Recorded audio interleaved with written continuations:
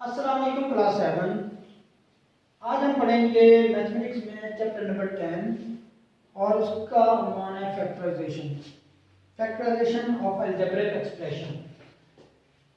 अच्छा, आज हमने फैक्टराइजेशन में जो पढ़ना है वो क्या होता है। फैक्टर्स का तो आप लोगों को पढ़ा होगा, सारी क्लासेस से पढ़ते आ रहे होंगे फैक्टर्स किसको करते हैं। जैसे 10 के फैक्टर्स 2 और 5 होते हैं, यानी कि 2 और 5 को मल्टीप्लाई करेंगे तो 10 आता है। तो जिन नंबरों से मल्टीप्लाई करें तो वो वैल्यू आती है, तो वो उसको कहते हैं फैक्टर्स। जैसे कि 12 के फैक्टर्स हुए 2, 3 और ये 2 भी इसका फैक्टर है, 1 भी है, 2 भी, 3 भी और ये 4 भी और 6 भी। ये तमाम नंबर से मल्टीप्लाई होकर 12 आता है। ये इसके फैक्टर्स हैं। तो फैक्टराइजेशन में करते क्या, अलजेब्रा में कैसे फैक्टराइजेशन करते हैं। जैसे x² - 1 ये एक एक्सप्रेशन है। अगर इसको एक्सपेंड करें तो ये इक्वल होता है x + 1 × x - 1। तो बेसिकली इसके दो फैक्टर्स हैं, एक x + 1 और एक x - 1 है। लेकिन ये कैसे कैलकुलेट होते हैं ये आज हम इस चैप्टर में आपको आगे पढ़ेंगे। तो सबसे पहले मैं आप लोगों को जो चीज़ करवाने जा रहा हूँ फैक्टराइजेशन में वो है exercise 10A। Exercise 10A exercise में आप लोगों को मैं सिखाऊंगा 10A एक्सरसाइज। तो उसमें क्या सीखेंगे, उसमें ये सीखते हैं कि कैसे कॉमन लेते हैं। Question number 1, resolve into factors. इनको क्या करना है, रिजॉल्व इनटू फैक्टर्स। फैक्टर में रिजॉल्व करना। पहला क्वेश्चन है p² प्लस pq²। अच्छा, इसको फैक्टराइज करना है। फैक्टराइज इस दो नंबरों को फैक्टराइज कैसे करते हैं, जो टर्म्स को, ये टर्म नंबर 1 है, ये टर्म नंबर 2 है, दोनों टर्म में क्या काम है। तो इस टर्म में p² है और इस टर्म में p है। जो p है इन दोनों टर्म्स में कॉमन है और जो q है वो दोनों में कॉमन है। तो हम क्या कॉमन लेंगे, इसमें से हम कॉमन लेने का तरीका ये होता है कि वो जो लेटर p है वो कॉमन आ जाएगा और q भी कॉमन आ जाएगा और उसमें ब्रैकेट लग जाएगी, स्टार्ट ब्रैकेट। इस ब्रैकेट से हमें p, इस टर्म में से p और q इसमें से कॉमन लेंगे।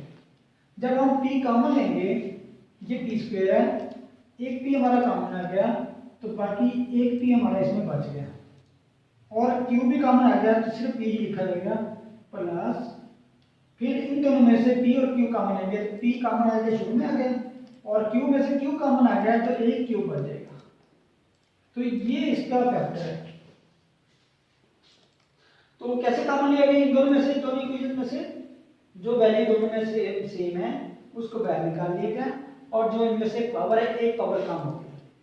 फॉर एग्जांपल अगर मैं इसी तरह आगे क्वेश्चन नंबर 2 में जाऊं तो फिर आपको इसकी पावर समझ में आ जाएगी। क्वेश्चन नंबर 2 में क्या हो रहा है कि 3x³ - 15x² - 15x² अब इन दोनों में से देखें तो क्या काम आता है। एक तो 3 दोनों में आता है, देखिए 3 × 1 = 3, 3 × 5 = 15। ये 15 के दो फैक्टर्स है ना, 3 और 5। अगर मैं इनमें से कॉमन ले लूं 3 तो 3 भी कॉमन आ जाएगा नंबर्स में, और वेरिएबल में जब जाऊंगा तो x² और ये देखें x² है, ये x³ है, तो मैं इसमें से कॉमन लूंगा जो मैक्सिमम पावर होगी।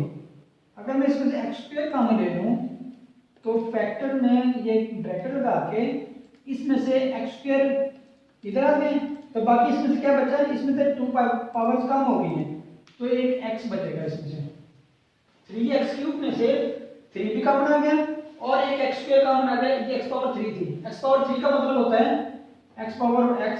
अगर इसको मैं एक्सपेंडेड फॉर्म में करता हूं, मैं आपको समझाने के लिए ना इसको एक्सपेंडेड फॉर्म में करके दिखाता हूं।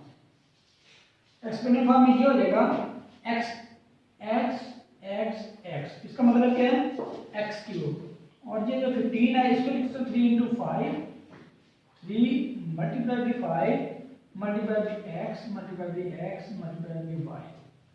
अगर मैंने इनमें से कॉमन लेना है, ये देखें 3 दोनों में कॉमन आता है, 3 कॉमन आ गया, और क्या कॉमन आता है, ये x दोनों में, फिर एक और x भी दोनों में, फिर तो अगर ये दोनों x कॉमन आ जाए तो एक x बढ़ जाएगा। तो हम क्या करेंगे, x और x कॉमन आए तो कितना x square, remaining is x, और ये x स्क्वायर कॉमन आ गया तो सिर्फ y बचेगा और ये 5 है, x माइनस 5y। तो ये जो टर्म है इसमें तो 3x और x ही बाहर चले गए, सिर्फ 5 और y बचा तो 5y। इसमें से 3x और x कॉमन आ गए और ये x बचे। तो लेकिन आपने अपने आसानी के लिए तो ये लिख सकते हैं, लेकिन मेंटली आपने डायरेक्ट आपने इस स्टेप में इंटरेक्ट आना है। तो 3x square reminder is x, 3 5 जा 15, यहाँ पर 5 आ जाएगा और x स्क्वायर पूरे का पूरा कॉमन आ जाएगा क्योंकि x स्क्वायर कॉमन ले रहे हैं और y आ जाएगा। ये इसका आंसर है। ठीक है, अगर मैं क्वेश्चन नंबर 3 करूँ इसी तरह, तो ये देखिए क्वेश्चन नंबर 3 में क्या है जी, 45 by power 4, 45 by power 4 minus 9x by cube minus 9x by cube. अगर इनमें से कॉमन लें तो नोटिस करें कि ये 9 के लेवल में आता है, तो 9 5 का 45 और y पावर 3 और y पावर 4, तो y पावर 3 दोनों में से कॉमन आती है तो एक को y पावर बन जाएगी, तो 9 y power 3 remaining is y power 4 में से y पावर 3 कॉमन आ जाए तो बाकी बचेगा 1y। ठीक है, माइनस y पावर 3 कॉमन तो ओनली x इज रिमेनिंग, तो 9 by cube into y minus x, ये इसका कॉमन है। तो ये क्वेश्चन नंबर 3 आप लोगों का हो गया। तो इसी तरह क्वेश्चन नंबर 4 5 ये सेम है, तो ये आप लोगों ने खुद कर लेने। इसके बाद मैं जाता हूँ क्वेश्चन नंबर 6 में। क्वेश्चन नंबर 6 कैसे होगा, ये मैं इसको मिटा रहा हूँ। Question number 6 exercise 10A question number 6, इसमें है कि x y plus x plus y plus 1। अच्छा, जब 4 टर्म्स होती हैं 1 2 3 4, तो यहाँ पर हमारे पास कितनी टर्म्स है, 4। जब 4 टर्म्स होती हैं तो इसमें हम पेयर बना लेते हैं, pair number 1 pair number 2, 2 pair हो गए। अगर इनमें से हम कुछ कॉमन लेते हैं तो इनमें से x कॉमन आना है, x इज कॉमन क्योंकि x इन बोथ साइड्स, तो अगर x कॉमन है तो रिमाइंडर इज y, और जब x यहाँ से कॉमन होगा, हम नोटिस करें ये अकेला ही x है, जब पूरा पूरा x की वैल्यू कॉमन आ जाएगी तो 1 बचेगा, तो हम लिखेंगे x प्लस 1 प्लस, अब इनमें से कुछ भी कॉमन नहीं आ रहा, तो जब कुछ भी कॉमन नहीं आता, याद है आप लोगों को जब हम जब फैक्टर्स लेते हैं तो 1 हर एक चीज का फैक्टर होता ही होता है।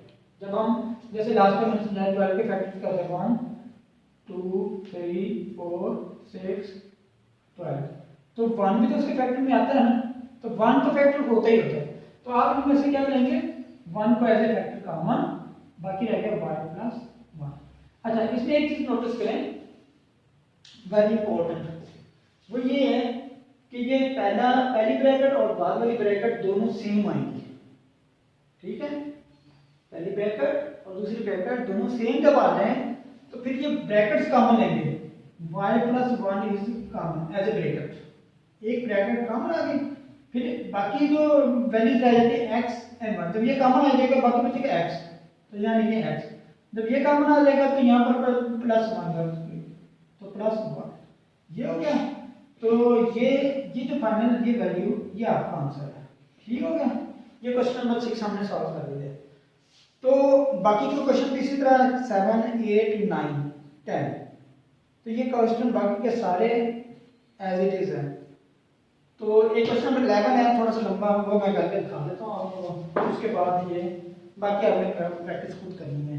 क्वेश्चन नंबर 11 में क्या है कि a plus B bracket p plus q plus r, फिर उसके बाद क्या है plus b plus c plus b plus c p plus q plus r plus c plus a p plus q plus r।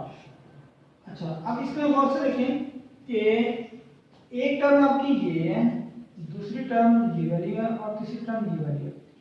Her term में p plus Q R bracket में same है, तो आप क्या करोगे कि p plus Q plus R as a full bracket common ले लेते हैं और बाकी की वैल्यूज लाइक के a प्लस बी, फिर दरम्यान में ये वाला प्लस आ जाएगा, फिर ये प्लस बी प्लस सी, फिर ये वाला प्लस आ जाएगा, फिर सी प्लस ए और ये ब्रैकेट क्लोज हो जाएगा।